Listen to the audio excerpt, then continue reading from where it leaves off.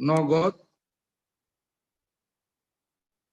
গ্রহণ করে অবলিক তুলে নেয় ম্যাডাম তুলে নেয় অবলিক উত্তোলন করে নেয়।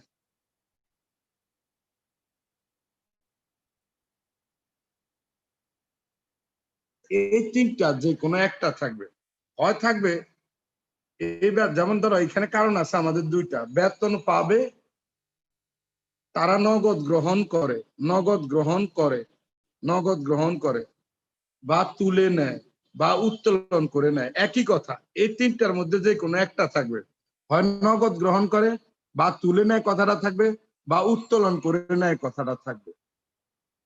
এরপরে লিখবো হলো উপরোক্ত, পরের ফেরা, উপরোক্ত সমন্বয়গুলো সাধন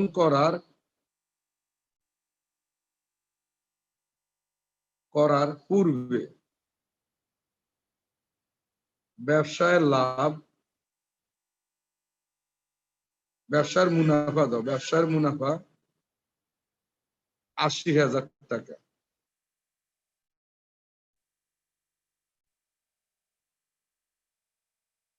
ফারজানা আসছ?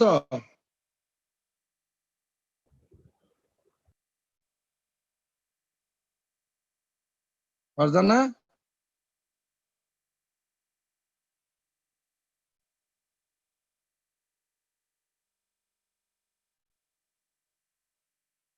আচ্ছা, তো এখন দেখো আমরা গতদিন দুইটা নিয়ম লিখছি, দুইটা নিয়মের মধ্যে আমরা বলছি কি বেতন পাবে আর নিচে যদি লেখা থাকে পূর্বে, তাহলে বেতনটা আবন্টনও আসবে মূলধনে আসবে।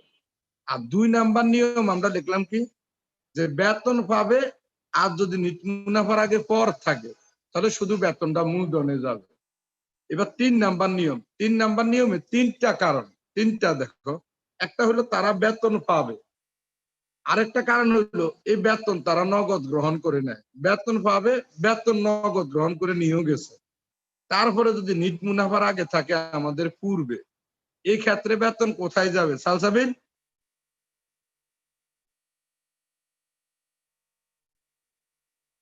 সালসাবিন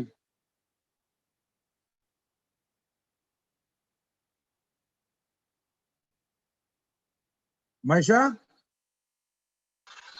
লাভ আবন্টন হ্যাঁ তাহলে দেখ বেতন পায়, বেতনটা নগদ গ্রহণ করে ফেলছে, তাহলে এই বেতনটা তাদের মূলধনে যাবে না, শুধু আবন্টনে যাবে। তাহলে লেখো এই ক্ষেত্রে বেতন, উত্তর লেখো, এই ক্ষেত্রে বেতন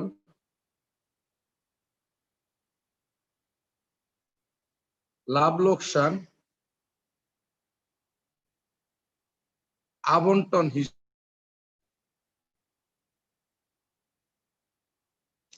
এই ক্ষেত্রে বেতন লাভ লোকসান আবন্টন হিসাবের ডেবিট দিকে বসবে।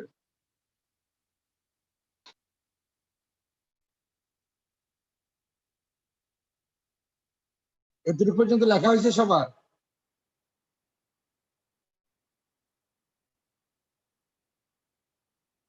এবার হলো বেতনের আমাদের ৪ নাম্বার নিয়ম। ৪ নাম্বার নিয়ম লেখো, ৩ নং এর সব ঠিক থাকবে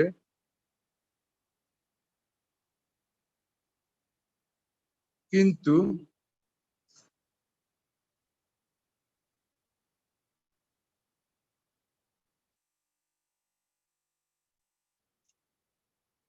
তিন নঙ্গে সব ঠিক থাকবে কিন্তু পূর্বের জায়গায়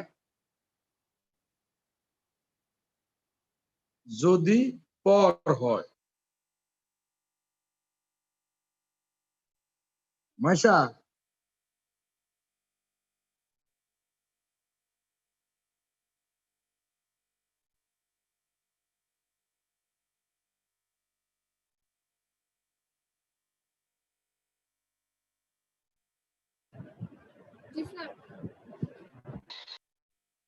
তুমি বলো এই ক্ষেত্রে বেতন কোথায় যাবে?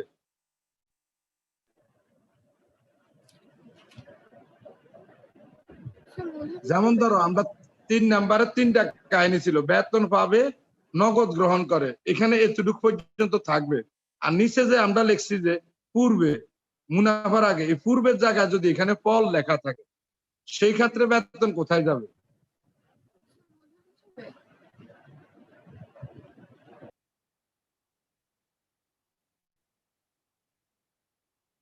বলো।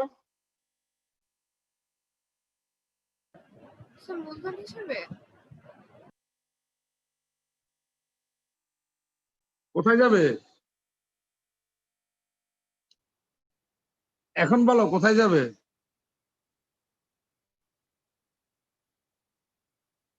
এই ক্ষেত্রে বেতন কোথাও যাবে না, এই ক্ষেত্রে বেতন কোথাও যাবে না। কানিজ আসো।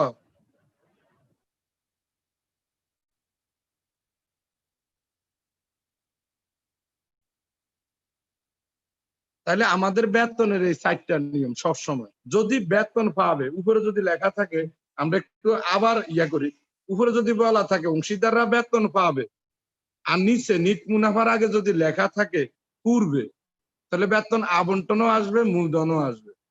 আবার আমরা 2 নাম্বারটা বলছি যে তারা অংশীদাররা বেতন পাবে, আবার যদি নিট মুনাফার আগে পর থাকে ডেবিট করার পর বা সমন্বয় সাধন করার পর, তাহলে শুধু বেতন মূলধনে যাবে। 1 নাম্বার নিয়মে বেতন আবন্টনও আসবে, মূলধনও আসবে। 2 নাম্বার নিয়মে বেতন শুধু মূলধনে আসবে। আর 3 নাম্বার আর 4 নাম্বার নিয়ম, 3 নাম্বার নিয়ম হলো 3টা কারণ থাকবে। তারা বেতন পাবে, বেতনটা যদি তারা নগদ গ্রহণ করে নেয়, আর নিট মুনাফার আগে যদি পূর্বে থাকে, বেতন পাবে, নগদ গ্রহণ করে নেয়, আর নিট মুনাফার আগে যদি পূর্বে থাকে, তাহলে এই ক্ষেত্রে বেতন শুধু লাভ লোকসান আবন্টন হিসাবে আসবে। আর 4 নাম্বার নিয়ম হইলো বেতন পাবে, বেতনটা নগদ গ্রহণ করে নেয়, আবার বলছে যে হিসাবভুক্তের পর, মানে হিসাবভুক্ত করে ফেলছে, এই জন্য বেতনটা আর কোথাও আসবে না। এই পর্যন্ত কারোর কোনো প্রশ্ন থাকলে বলো, আমি পরের নিয়মে চলে যাব।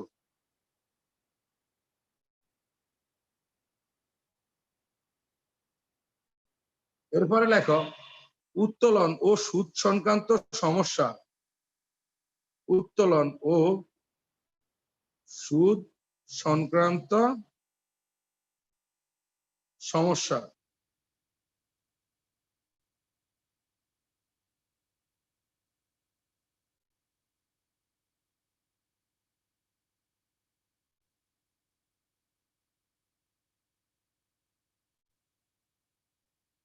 সিয়াম, সিয়াম আছো?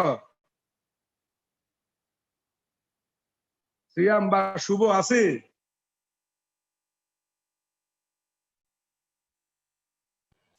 জি স্যার। লেখা হয়েছে এই পর্যন্ত সব?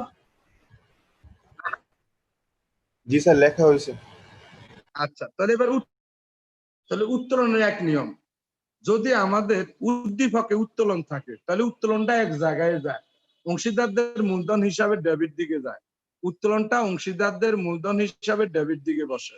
আর উত্তোলনের সুদ 2 জায়গায় যায়, এক আবন্টনের ক্রেডিট দিকে, অংশীদারদের মূলধন হিসাবে ডেবিট দিকে।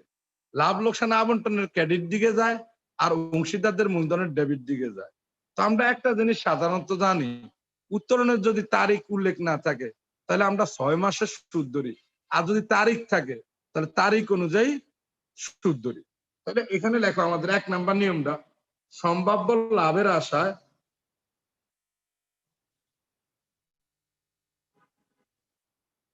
সম্ভাব্য লাভের প্রত্যাশায়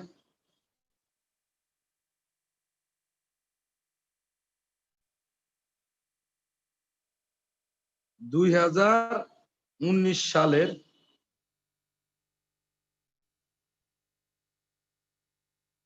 1 এপ্রিল তারিখে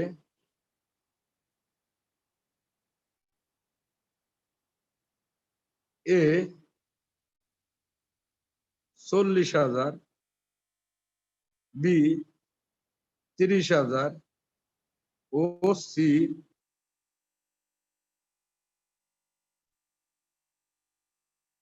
20,000 টাকা নগদ উত্তোলন করে।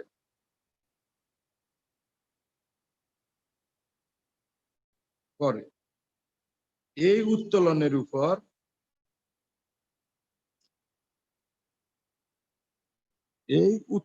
উপর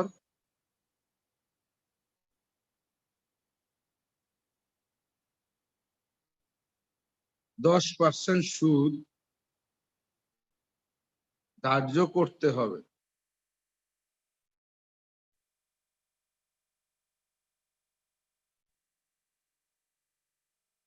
এতটুকু পর্যন্ত লেখা হয়েছে। লেখো, সম্ভাব্য লাভের প্রত্যাশায় 2019 সালের 1 এপ্রিল তারিখে এ 40,000 টাকা, বি 30,000 টাকা ও সি 20,000 টাকা নগদ উত্তোলন করে। এই উত্তোলনের উপর 10% সুদ ধার্য করতে হবে। রিমু রিমু জি জি স্যার। ভালো আছেন ম্যাডাম? জি স্যার, আলহামদুলিল্লাহ। আপনি? আলহামদুলিল্লাহ। বাসা সবাই ভালো আছে? জি স্যার। গতকালকে ক্লাসটা করছেন?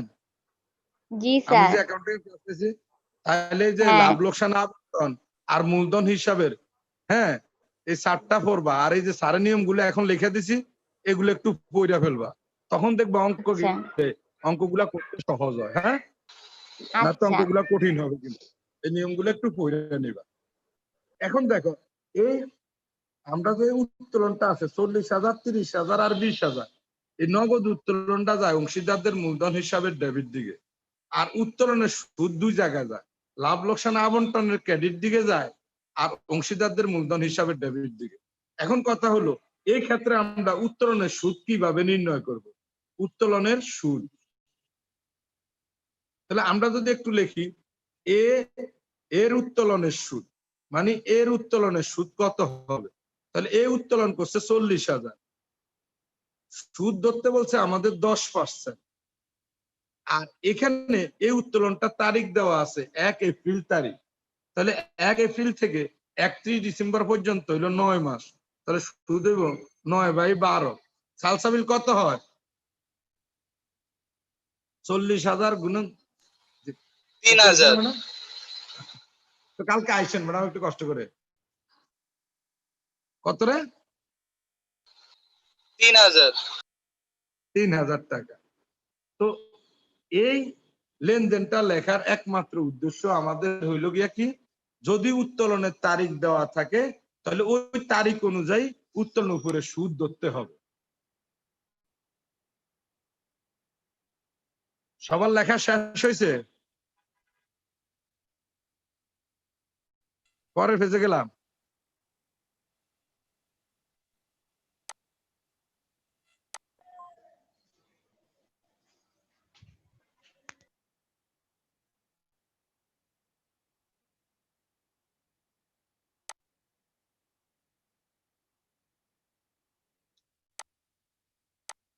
এবার হলো আমাদের উত্তোলনের সুদের 2 নাম্বার নিয়ম। দুই লেখো।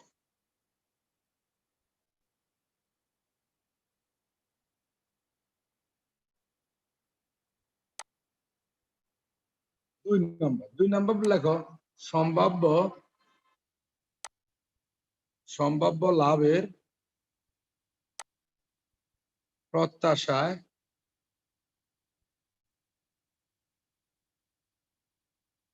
এ 60,000 টাকা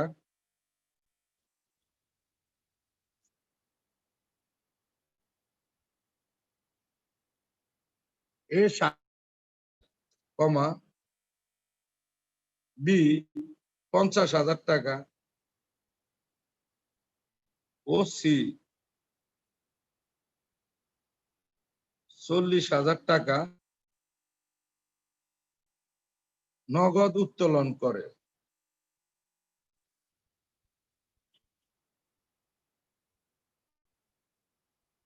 উত্তোলনের উপর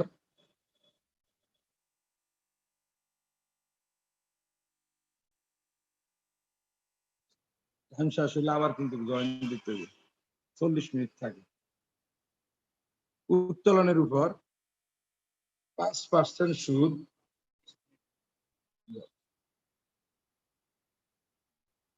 ধার্য করতে হবে, এতটুকু লেখো। এখানে লিখছি আমরা সম্ভাব্য লাভের প্রত্যাশায় এ 60,000 টাকা, বি 50,000 টাকা ও সি 40,000 টাকা নগদ উত্তোলন করে। উত্তোলনের উপর 5% সুদ ধার্য করতে হবে। মিম মিম ক্লাসে আছে?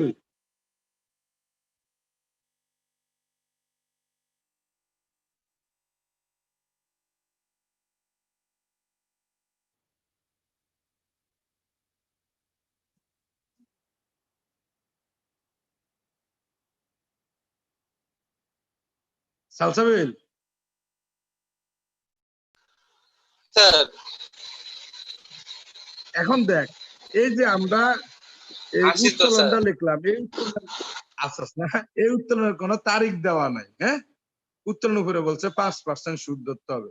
আমরা বলছি যদি উত্তোলনের তারিখ না দেওয়া থাকে তাহলে উত্তোলনের উপরে 6 মাসের সুদ ধরতে হয়। উত্তোলনের তারিখ না দেওয়া থাকলে উত্তোলনের উপরে কত মাসের? 6 মাসের সুদ ধরতে হয়।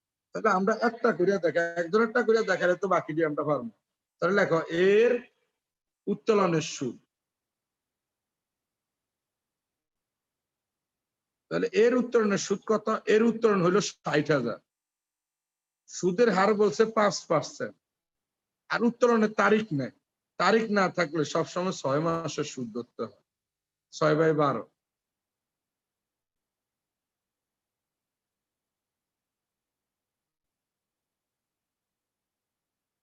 উত্তোলনের তারিখ না দেওয়া থাকলে উত্তোলনের উপরে কয় মাসের সুদ হবে? 6 মাসের সুদ হবে।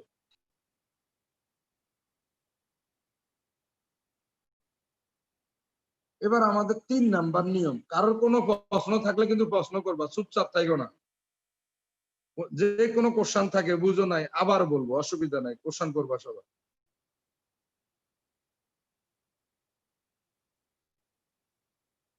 এ মাসের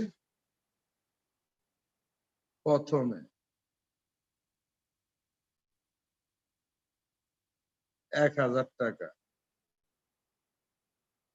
বি মাসের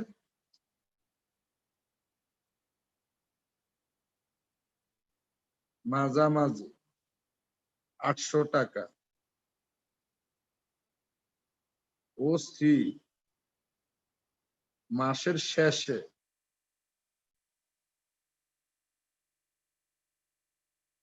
600 টাকা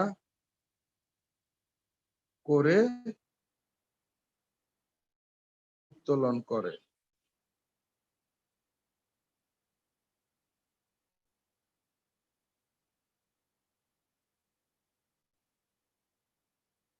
উত্তোলনের উপর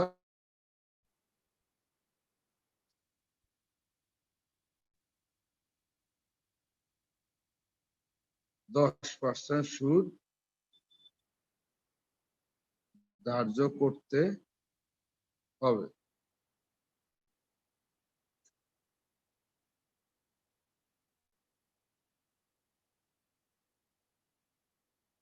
এখানে বলছে এ মাসের প্রথমে 1,000 টাকা, বি মাসের মাঝামাঝি 800 টাকা ও সি মাসের শেষে 600 টাকা করে নগদ উত্তোলন করে। উত্তোলনের উপর 10% সুদ ধার্য করতে হবে।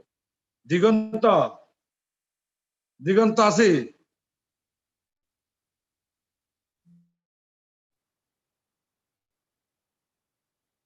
এখন দেখো, এখানে যদি আমাদেরকে এই মাসের প্রথমে, মাসের মাঝামাঝি, মাসের শেষে বলা থাকে, সেই ক্ষেত্রে আমরা উত্তোলনের পরিমাণও নির্ণয় করতে হবে, উত্তোলনের সুদও নির্ণয় করতে হবে।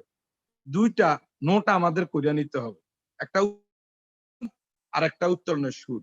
উত্তোলনের পরিমাণের কাজটা কি? কারণ উত্তোলনের পরিমাণটা, নগদ উত্তোলনের পরিমাণটা যায় অংশীদারদের মূলধন হিসাবে ডেবিট দিকে, ওখানে টাকা বসানোর জন্য উত্তোলনের পরিমাণ লাগে। তাহলে একটু লেখো উত্তোলনের পরিমাণ, উত্তোলনের পরিমাণ নির্ণয়, পরিমাণ নির্ণয়। নিচে লেখো এ 1,000 × 12 12,000 বি 800 গুণন 12, 800 গুণন 12 কত হয়? 9,600। হ্যাঁ স্যার 9,600। সি 700 গুণন 12, 7 12 84 নাকি? সেটটা ঠিক আছে সালসাবির?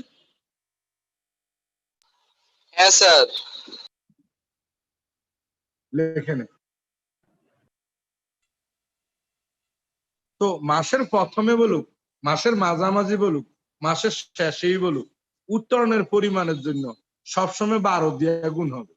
মাসের প্রথমে বললো 12, মাসের মাঝামাঝি বললো 12, মাসের শেষে বললো 12, উত্তরণের পরিমাণের জন্য সবসময় 12 দিয়ে গুণ হবে। এবার লেখো উত্তরণের সুদ নির্ণয়।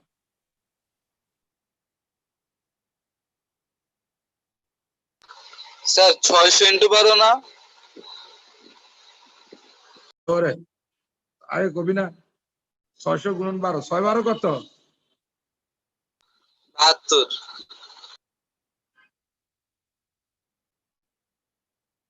উত্তরণের সুদ নির্ণয়। উত্তরণের সুদের বেলায় আমাদের প্রথমে হইলো এ, মাসের প্রথমে, মাসের মাঝামাঝি, মাসের শেষে যদি উত্তোলন করে তাহলে উদ্দীপকের ভিতরে যে অ্যামাউন্টটা দেওয়া থাকে এই অ্যামাউন্টের উপরে সুদ ধরতে হয়, পরিমাণের উপরে সুদ ধরা যাবে না। তাহলে এই প্রথমে আছে কত? 1,000, উত্তরণের সুদ কত পার্সেন্ট? 10%। আর মাসের প্রথমে বললে সূত্র হইল 13/2।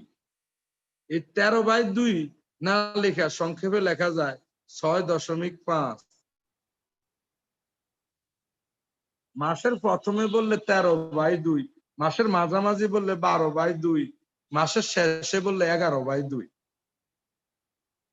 এরপরে হইলো আমাদের বি, বি হইলো 800 গুণন 10% গুণন 12/2 অবলিক 12/2 না লিখে আমরা 6ও লিখতে পারি। এরপরে সি, সি বলছে 600 গুণন 10% গুণন 11/2 বা 5.5, সংক্ষেপে লেখে 6.5 6.5.5। তাহলে প্রথমে বললে 6.5, মাঝামাঝি বললে 6, শেষে বললে 5.5। এই সূত্র অনুযায়ী আমরা উত্তরণ উপরে সুদ ধরতে পারি। দরকার আছে।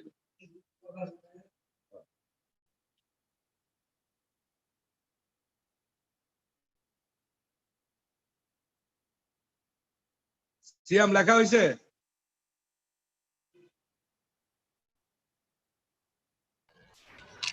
জি স্যার হয়েছে।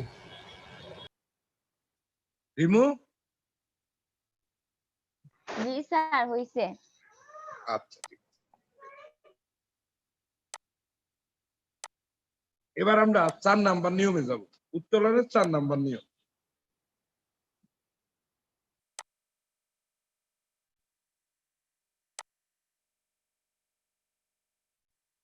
চার নাম্বার নিয়মে আমরা যদি বলে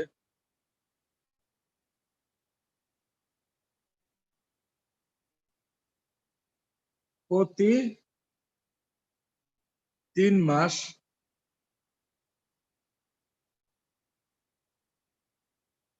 অন্তর অন্তর এ কমা বি ও সি। স্যার জি ম্যাডাম। স্যার ওই যে উত্তোলনের সুদ যে নির্ণয় করলেন এটার উপর ওই যে 13/2 এটা কিভাবে আসলো এটা বুঝি নাই। মাসের যদি প্রথম বলে, হ্যাঁ, তো ধরো আমরা একটা জিনিস জানি কি, ধরো 2018 সালের 31 ডিসেম্বর যেই কথা 2019 সালের 1 জানুয়ারি তারিখ একই কথা, ঠিক না? তাহলে যদি প্রথমে বলে তাহলে এটা আগের বছরের ডিসেম্বর 1 মাস ধরা হয়, আগের বছরের ধরো ডিসেম্বরটা নেওয়া হয়, ডিসেম্বর। আর আমরা ধরো 19 সালের অঙ্ক করি, তাহলে 19 সালে কত মাস? ডিসেম্বর হইলো 1 মাস, আর 19 সালের হইলো 12 মাস। 12 আর 1 কত? 13 মাস। কিন্তু উত্তরণ উপরে সম্পূর্ণ সুদ হয় না, অর্ধেক সুদ হয়, এজন্য ভাগ 2। এই জন্য বলছি আমরা যদি মাসের প্রথমে বলে তাহলে আগের বছরের ডিসেম্বর মাসটা বোঝানো হয়, আর পরের বছরের একদম ফুল 12 মাস। তাহলে 12 আর 1 13 মাস, এই জন্য 13 মাসের সুদ হয়। আর হলো উত্তরণ উপরে সবসময় 6 মাসের সুদ হয়, এই জন্য অর্ধেক করা হয়। আর যদি মাসের মাঝামাঝি বলে তার মানে জানুয়ারি মাসের 15 তারিখ, তাহলে জানুয়ারি মাস তো আছে, তাহলে জানুয়ারি থেকে ডিসেম্বর পর্যন্ত কত মাস? 12 মাস, এই জন্য 12/2। আর যদি মাসের শেষে বলে তার মানে জানুয়ারি মাস শেষ, তাহলে 12 মাস থেকে জানুয়ারি মাস বাদ দিলে 11 মাস থাকে, এই জন্য 11/2। জানিস? জি স্যার। আর কোনো প্রবলেম আছে? না স্যার, ওই যে ওইটা যে বললেন স্যার ডিসেম্বর আর 1, মানে কি ওটা 2019 সাল 1 সালের আগেরটা ধইরা 1 মাস ধরতে হবে? আগের সালের 1 মাস ধইরা? আগের সালের 1 মাস ধরে। ওই যে আমরা একটা আর জিনিস জানুয়ারিটা কি বললেন? মানে ওই যে আমরা বলছি কোনটা? স্যার এই যে জানুয়ারিটা মাঝখানেরটা যে বললেন। মাঝখানেরটা বললাম যে জানুয়ারির 15 তারিখে যদি হয়, মানে মাসের মাঝামাঝি। তাহলে মাসের মাঝামাঝি কি? জানুয়ারি মাসের 15 তারিখ। তাহলে জানুয়ারি মাসটা তো আছে আমাদের, তাহলে জানুয়ারি থেকে ডিসেম্বর পর্যন্ত আমাদের হইলো 12 মাস, এই জন্য 12/2। আর যদি শেষে বলে তার মানে কি জানুয়ারি মাস বা 12 মাস থেকে জানুয়ারি মাস বাদ দিলে আর থাকে 11 মাস, এই জন্য 11/2। তো এখন আর এই 13/2, 12/2, 11/2 না লেখা সংক্ষেপে লেখে 6.5, 6, 5.5। তো বুঝছি এখন স্যার। আমাদের দেখো 4 নাম্বার নিয়মটা দেখো, প্রতি 3 মাস অন্তর অন্তর এ, বি ও সি যথাক্রমে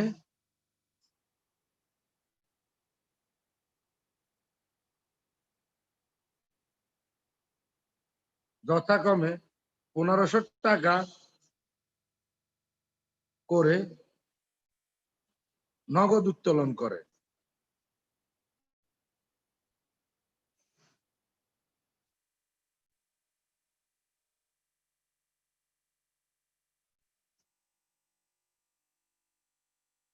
উত্তোলনের উপর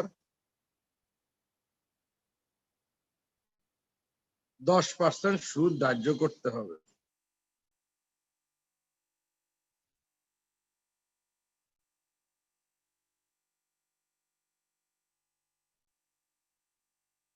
এখানে লিখছি আমরা প্রতি 3 মাস অন্তর অন্তর এ, বি ও সি যথাক্রমে 1500 টাকা করে নগদ উত্তোলন করে। উত্তোলনের উপর 10% সুদ ধার্য করতে হবে। যদি আমাদের 3 মাস অন্তর অন্তর উত্তোলন করে, যদি এরকম বলা থাকে, এতটুকু পর্যন্ত লেখা হয়েছে, পরের পেজে যাব।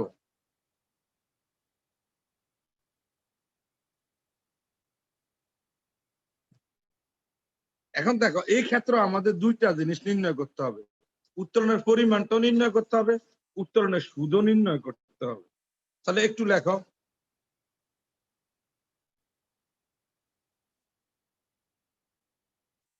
উত্তোলনের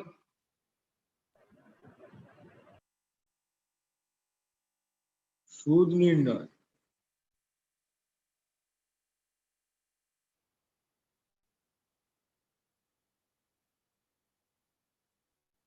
সুদ। তাহলে এ উত্তোলন করে 1500 গুণন 10% গুণন 1.5।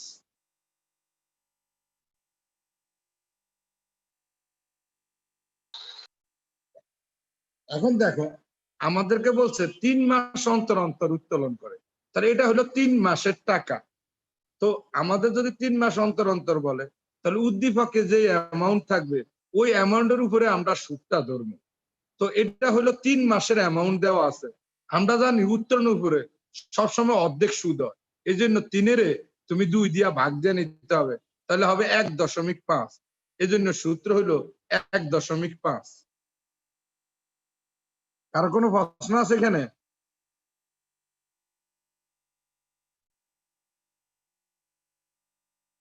আর যদি আমাদের উত্তোলনের পরিমাণ নির্ণয় করতে বলে তখন আমরা উত্তোলনের পরিমাণটা কিভাবে নির্ণয় করব?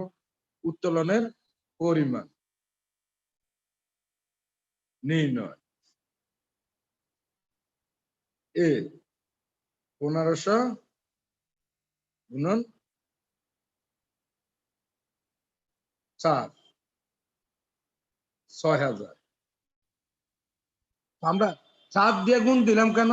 কারণ এটা 1500 হলো 3 মাসের টাকা। তাহলে কত 3 মাসে 1 বছর? 4 3 মাসের 1 বছর, 3 4 12 মাস। তাহলে এই জন্য 4 দিয়ে গুণ হবে। 3 মাস অন্তর অন্তর বলনের পরিমাণের জন্য 4 দিয়ে গুণ দিতে হবে। আর উত্তরণের সূত্র হবে 1.5।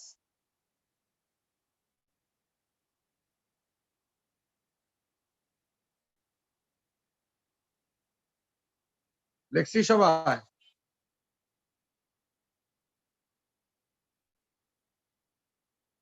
মাইশা,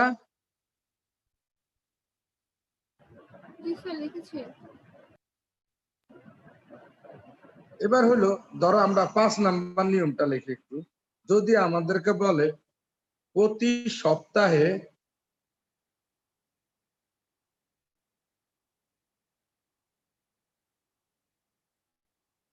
ব্যবসা হতে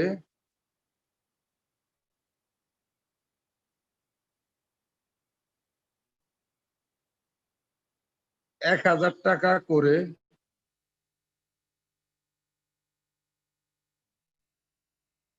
নগদ উত্তোলন করে,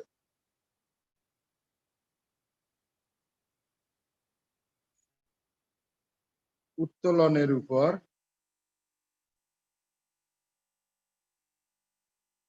10% সুদ ধার্য করতে হবে।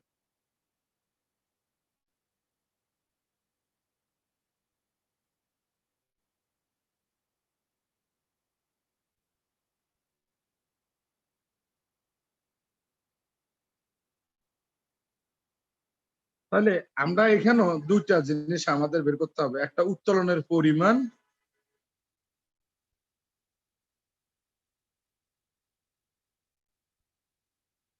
আরেকটা হলো উত্তোলনের সুদ। তাহলে উত্তোলনের পরিমাণ কি? কত সপ্তাহে 1 বছর? 52 সপ্তাহে 1 বছর, 52 সপ্তাহে 1 বছর। তাহলে আমরা ওই 1000-এ 52 দিয়ে গুণ দিয়ে নেব, তাহলে আমার এটা 1 বছরের উত্তোলন। এরপর আমাদেরকে যদি বলে উত্তোলনের সুদ নির্ণয় করো, তখন উত্তোলনের সুদ এই পুরাটার উপরে হবে 52,000 গুণন 10% গুণন 6/12। উত্তোলনের তারিখ না থাকলে উত্তোলনের উপরে 6 মাসের সুদ।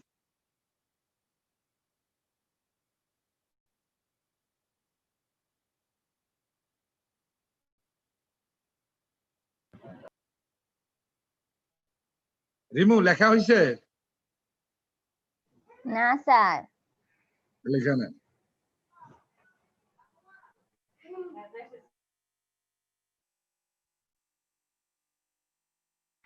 স্যার হইছে।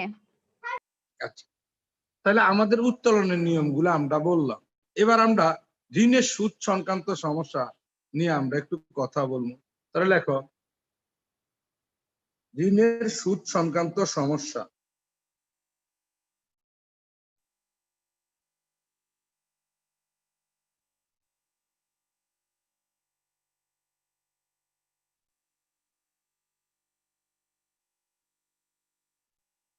ঋণের সুদ সংক্রান্ত সমস্যা।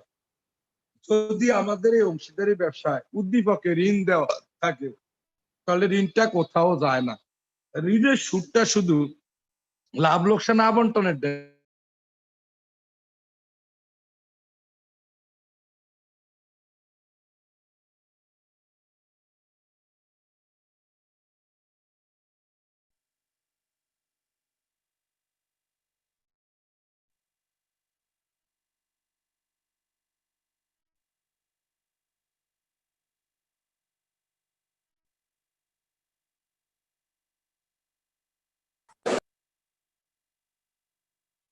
কানিজ, জি স্যার। এই যে উর্মি ম্যামের মার্কেটিং ক্লাস করছো তুমি কোচিং এ? বোরখা পরা মিসটা? হ্যাঁ হ্যাঁ হ্যাঁ। হ্যাঁ স্যার, প্রথমে করছি তো। পরে তো উনি ওই যে প্রেগনেন্সির কারণে ছুটিতে গেছিল আর কি। তো জি এখন আবার স্যার, স্যার ওনারই দিয়েন, উনি যদি আবার আইসা থাকে ওনারই দিয়েন স্যার। নিয়ে আসতে, তো কালকে থেকে উনারে ক্লাস দিচ্ছি। জি স্যার, ওনারই দিয়েন, ওনার পড়া বুঝি ভালো। আচ্ছা ঠিক আছে ম্যাডাম, এই জন্য জিজ্ঞেস করছি।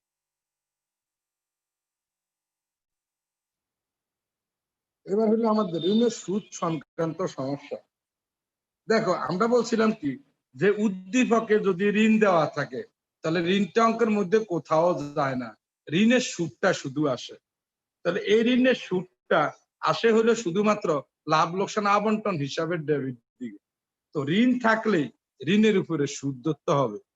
যদি মাস উল্লেখ থাকে তাহলে ওই মাস অনুযায়ী সুদ ধরবো, যদি মাস উল্লেখ না থাকে তাহলে 6 মাসের সুদ ধরবো। ঋণের সুদের যদি পার্সেন্টেজ মানে শতকরা হার যদি উল্লেখ থাকে তাহলে ওই হার অনুযায়ী সুদ ধরবো, যদি পার্সেন্টেজ উল্লেখ না থাকে তাহলে 6% সুদ ধরতে হবে। তার মানে ঋণের উপরে সুদ ধরতে হবে। মাস থাকলে মাস অনুযায়ী, মাস না থাকলে 6 মাস, পার্সেন্ট থাকলে পার্সেন্ট অনুযায়ী সুদ ধরবো, পার্সেন্ট না থাকলে 6% সুদ ধরবো। তাহলে 1 নাম্বার নিয়মটা আমরা লিখি।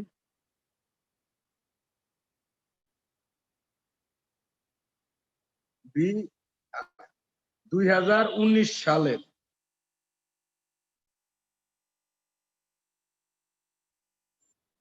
1 এপ্রিল তারিখে এ ব্যবসায় 30,000 টাকা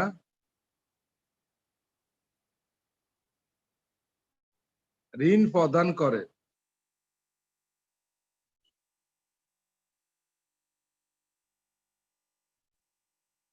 ঋণের উপর 8% সুদ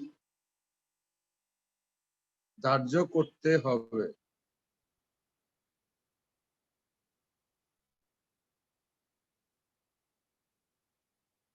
দুই সালের 1 এপ্রিল তারিখে এ ব্যবসায় 30,000 টাকা ঋণ প্রদান করে, ঋণের উপর 8% সুদ ধরতে হবে। তাহলে এখানে সবই উল্লেখ আছে, মাসও উল্লেখ আছে, পার্সেন্টও উল্লেখ আছে, কত পার্সেন্ট সুদ দেবে। তাহলে মাস থাকলে মাস অনুযায়ী, পার্সেন্ট থাকলে পার্সেন্ট অনুযায়ী সুদ হবে। তাহলে ঋণের সুদ 30,000 গুণন 8% গুণন 9/12। 1 এপ্রিল থেকে 31 ডিসেম্বর পর্যন্ত 9 মাস, এই জন্য আমরা 9 মাসের সুদ ধরলাম। 2 নাম্বার নিয়ম, 2019 সালের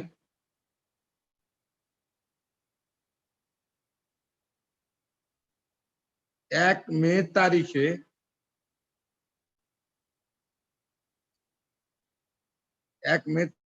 বি ব্যবসায়ে 20,000 টাকা ঋণ প্রদান করে।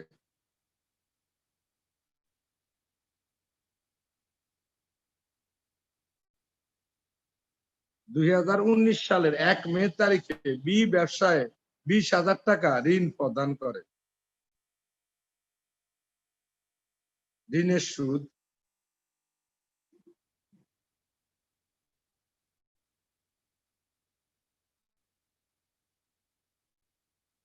সালসাবিল বলো কত পার্সেন্ট সুদ ধরবো? 6%। কারণ এখানে মাস উল্লেখ আছে, পার্সেন্ট উল্লেখ নাই, পার্সেন্ট উল্লেখ না থাকলে 6%। আর 1 মে থেকে 31 ডিসেম্বর পর্যন্ত কত মাস? 8 মাস। 8 মাস। 8/12। তো এই লেনদেনটা লেখার উদ্দেশ্য হলো যদি পার্সেন্ট না থাকে তাহলে 6% সুদ ধরবো, আর মাস যদি উল্লেখ না থাকতো তাহলে 6/12। পার্সেন্ট উল্লেখ না থাকলে 6%, মাস উল্লেখ না থাকলে 6 মাস।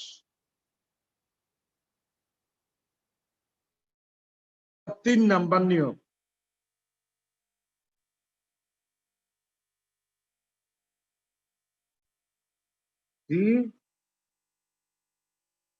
ব্যবসায় 40,000 টাকা ঋণ প্রদান করে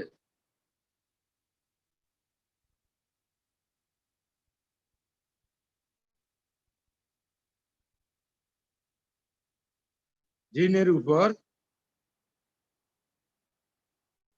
10% সুদ ধার্য করো। মাইশা,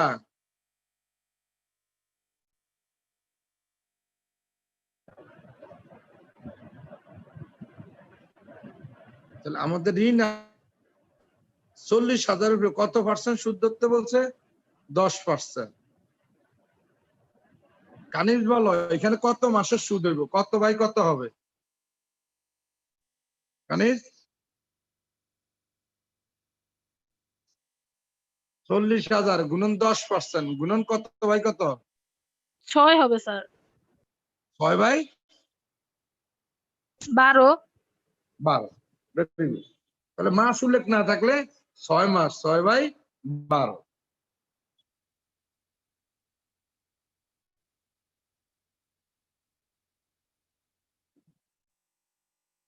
তাহলে আমরা বলছি যদি ঋণের তারিখ থাকে তাহলে তারিখ অনুযায়ী সুদ, যদি পার্সেন্টেজ উল্লেখ থাকে তাহলে পার্সেন্টেজ অনুযায়ী সুদ, যদি তারিখ না দেওয়া থাকে তাহলে 6 মাসের সুদ, যদি পার্সেন্ট উল্লেখ না থাকে তাহলে 6%। লেখা হয়েছে না সবার? পরের পেজে গেলাম, 4 নাম্বার নিয়ম। এটা মাইশা উত্তর দিবি। মাইশার কাছে নেটওয়ার্ক প্রবলেম, কথা দিয়ে ছোট ছোট শোনা যায়। আমি আছি।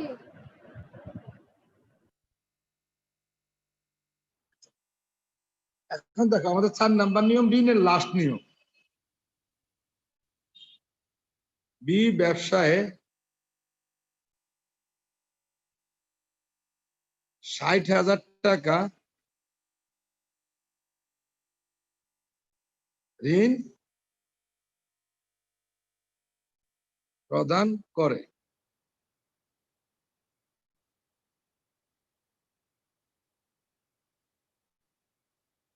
মাইশা বলো 60,000 গুণন কত পার্সেন্ট?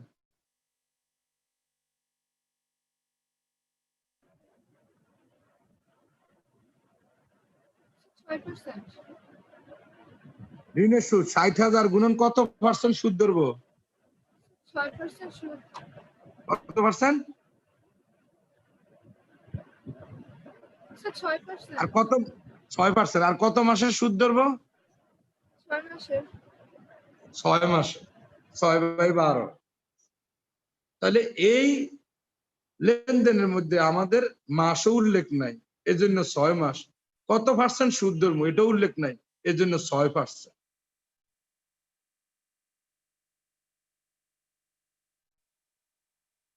আর একটা নিয়ম আছে আমাদের, শুধু কমিশন। তাহলে আমরা নেক্সট ক্লাস থেকে উদ্দীপক সলভ করতে পারবো। কমিশন সংক্রান্ত সমস্যা।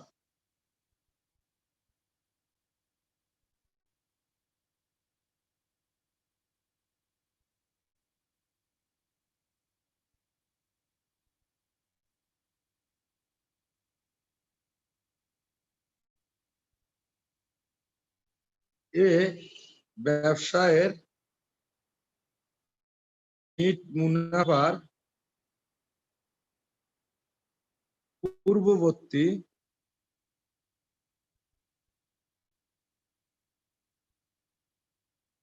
মুনাফার উপর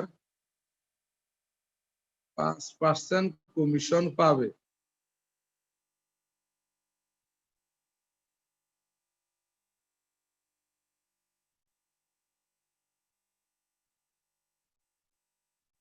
নেট মুনাফা 30,000 টাকা।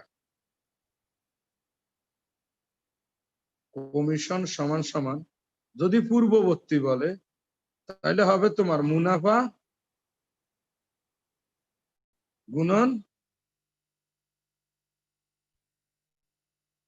শতকরা হার, এই সূত্র দিয়ে করতে হবে। তাহলে নেট মুনাফা হইলো 30,000 গুণন শতকরা হার হইলো 5%, তাহলে কমিশন। এটা যদি আমাদের পূর্ববর্তী বলে, পূর্ববর্তী বললে নেট মুনাফা যেটা দেওয়া থাকবে উদ্দীপকের ভিতরে ওই মুনাফার উপরে জাস্ট % ধরে দিতে হবে, তাহলে এইটারে বলে কমিশন। আর 2 নাম্বার নিয়ম, তার 2টা নিয়ম আছে কমিশনের। আর একটা হলো পরবর্তী। বি ব্যবসায়ের নিট মুনাফার পরবর্তী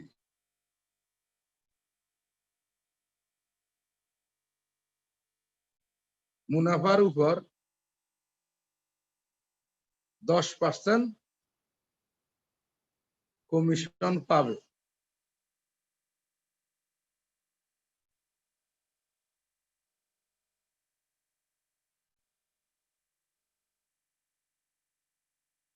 বন্টনযোগ্য মুনাফা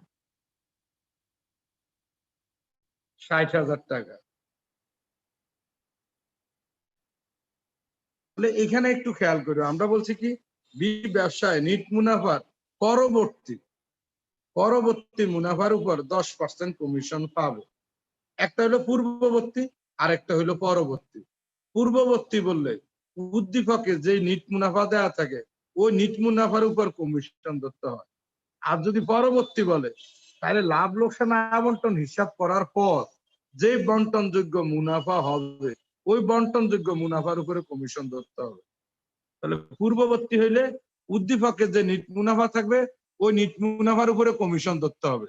আর পরবর্তী বললে অঙ্কের মধ্যে আবন্টনের যে বন্টনযোগ্য মুনাফা ওই বন্টনযোগ্য মুনাফার উপরে কমিশন ধরতে হবে। তাহলে কমিশন সমান সমান বন্টনযোগ্য মুনাফা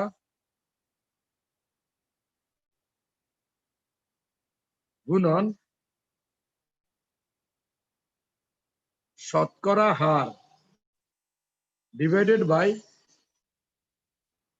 100 গুণন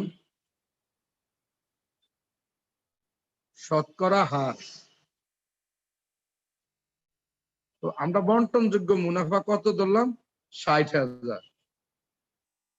শতকরা হার কত? 10 ডিভাইডেড বাই 100 যোগ 100 যোগ শতকরা হার 10। তাহলে আমরা এই নিয়মে এটার আমরা ধরবো, সুদ ধরবো। তাহলে 60,000 গুণন 10 কত হয়? 6 লাখ ভাগ 110। এই সূত্র অনুযায়ী আমরা কমিশন ধরবো। কত হয় রে সাবির? 6 লাখ 60,000 স্যার 60,000 10% দিয়ে করতে হবে স্যার। বুঝি না, 60,000 গুণন 10। 60,000 গুণন 10 না 10% দিয়ে করব? না না না, পার্সেন্ট হবে না। এটা নিয়ম হইলো 10 দিয়ে গুণ 110 দিয়ে ভাগ। এই যে দেখো আমি সূত্র লিখে দিচ্ছি, বন্টনযোগ্য মুনাফা গুণন শতকরা হার ডিভাইডেড বাই 100 যোগ শতকরা হার। তাহলে বন্টনযোগ্য মুনাফা 60,000 গুণন শতকরা হার হইলো 10। 10% না, পার্সেন্টের জন্য তো নিচে 100 দিলাম। যদি এখানে পার্সেন্ট লিখতাম তাহলে তার এখানে 100 দিতাম না। কত হয়? 6 লাখ ভাগ 110 5,152 কত? 5,152 কথাটা স্পষ্ট না। 6,000 আবার বল।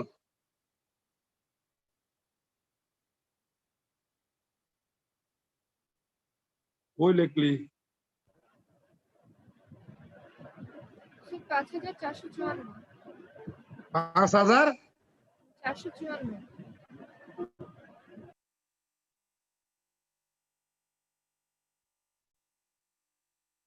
তাহলে আজকে আমরা এই পর্যন্ত রাখলাম। কত ম্যাডাম? 5454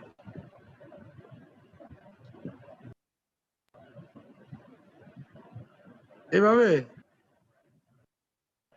জি স্যার 55 হয়তো স্যার। আচ্ছা যাক 55-54 একটা লাগে হাতে।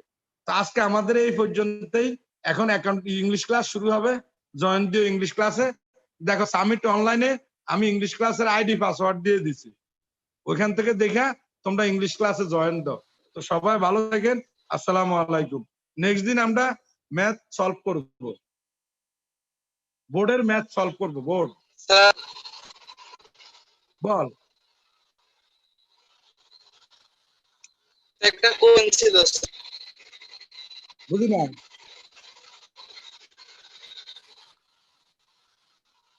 স্যার কোশ্চেন ছিল একটা।